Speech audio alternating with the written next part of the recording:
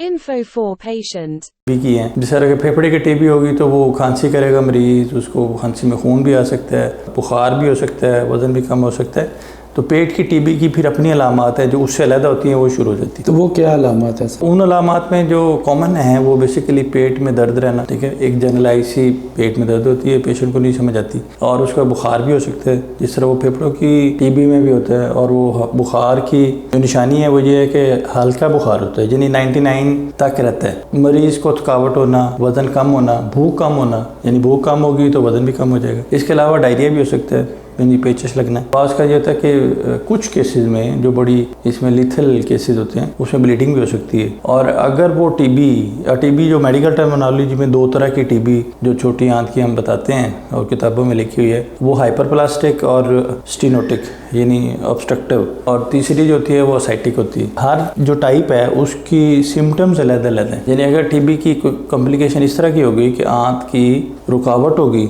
जिसको हम ऑब्स्ट्रक्शन कहते हैं, या आंत फट गई या उसमें ब्लीडिंग होगी, तो तीनों की अलामात में डिफरेंस होगा। यानी पेशेंट पेट फूल जाएगा, पेशेंट वॉमिटिंग शुरू कर देगा और इमरजेंसी में पहुंच जाएगा। आंत के रुकने के मामले में भी, आंत के फटने के मामले में भी, और आंत की ब्लीडिंग होने के मामले में भी। तो ये अलामात जैसी बीमारी वर्ष होती है उसी तरह अलामात जो है वो अपनी शिद्दत अख्तियार कर लेती है। सर आंतों की टीबी फैलती कैसे है? एक पेशेंट जिसको पहले हिस्ट्री है, मतलब लाइकली इस तरह के केसेस आते हैं जिसको पल्मोनरी यानी फेफड़ों की टीबी हुई पहले और उसने मेडिसिन ली, उसने 6 महीने साल, और यूजुअली वो पेशेंट्स होते हैं जिनको मेडिसिन किसी वजह से कम एडवाइस की जाती है। यानी एग्जैक्ट टाइम जो फेफड़ों की टीबी का 9 महीने का है और वो चंद महीने यानी 4 महीने ले ली, 6 महीने ले ली, वो डिपेंडिंग अपॉन उन्होंने ट्रीटमेंट कहाँ से कराया है, किसने एडवाइस किया है। तो वो इनएडिक्वेट ट्रीटमेंट होती है उस टीबी की जो फेफड़ों की टीबी थी। बलगम निकलेगी फेफड़ों से और वो उसको ले लेगा,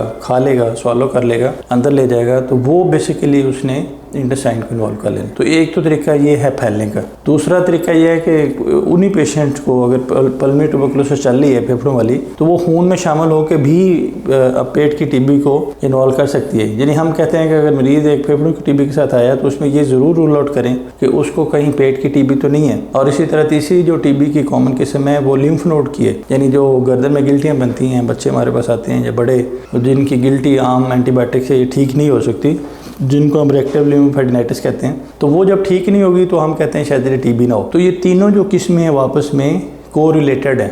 अब एक टाइप हो तो दूसरी टाइप को ज़रूर रोल आउट करना चाहिए। जिस तरह मैंने पहले गुजारिश की, अगर अनकुक्ड दूध पिएगा जो ज़्यादा कॉमन है और वो इन्फेक्टेड है